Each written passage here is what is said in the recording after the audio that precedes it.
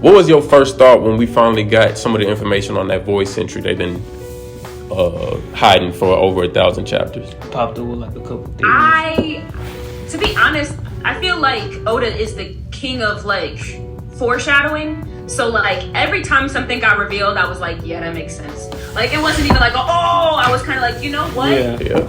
You kind of told me this before, didn't you? And I didn't realize that that's what you were telling me.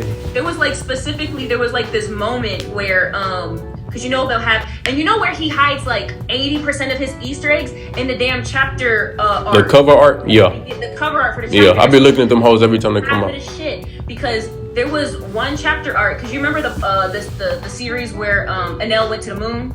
Mm-hmm. He hid so much of what is going on right now in that shit. He was boxing one of the dudes on the moon. He fell back. He got a pirate hat on. This guy, damn Egghead. Why can't I remember his name right now? Vegapunk's head on it with the crossbones. Yeah. It was like a long That's dude's crazy. head. I was like, yeah, we just didn't this know. is crazy. Alabaster, Oda. Yeah, bro.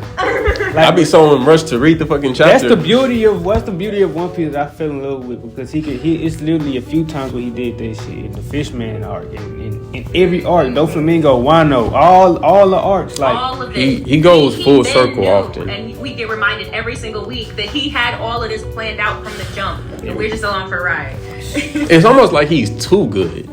He's too good, and I love that for me. I think if I could picture his like workroom, I would think he had like a board of probably like the One Piece map that he imagined in his head with like pictures and shit. Like that yeah, like he got to, because there's so much. Just like that. Yeah, like no, in fact, I feel like his room is cluttered as fuck. Cause we seen a picture of it once on Twitter, and he had like books and papers just like falling off his desk.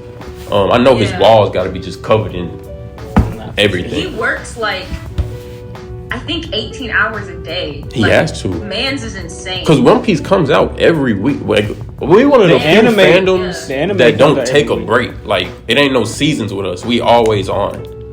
Except at that time they got Crunchyroll had got hacked. But besides that, I hope like once he finishes this up that he just takes a nice long break. He deserves it. He's been on it for 20 something years. He earned it. Not for sure.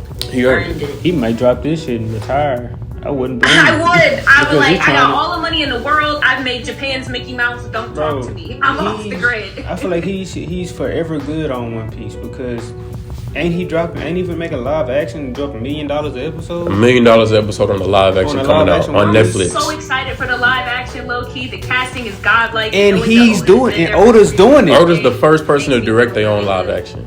I'm so happy for him. I'm he hyped. definitely deserves to just do absolutely nothing for the rest of his life after. I'm like definitely one of the greatest stories ever told. I'm gonna tell my kids about it one day. Hell yeah, and people don't want to hear it. People don't want to hear it because it's too long. It's just too much. I don't know. It's 1,000. It's a reason. It's a reason it's this long. It's a story I'm trying to tell you. And it's so funny because it's like everyone who really likes One Piece gets caught up and was like, "There's not enough left." Facts. You telling me it ended? Exactly. What were your thoughts on Film Red?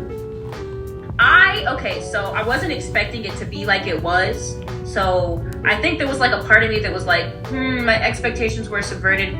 But I was like, this is how my train of thought went. Uta comes in and she starts singing. And I'm like, okay, they wanted to throw in a little musical number. I like that. That's cute. And then there's like another musical number, and I'm like, this finna be a musical movie. And I don't know if I'm about that.